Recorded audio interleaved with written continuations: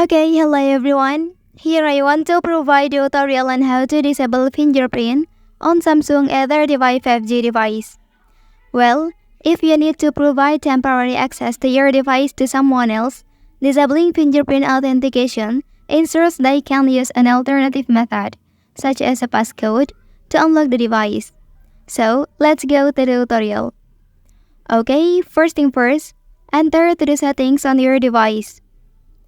Well, so now scroll down please and tap on Security and Privacy menu.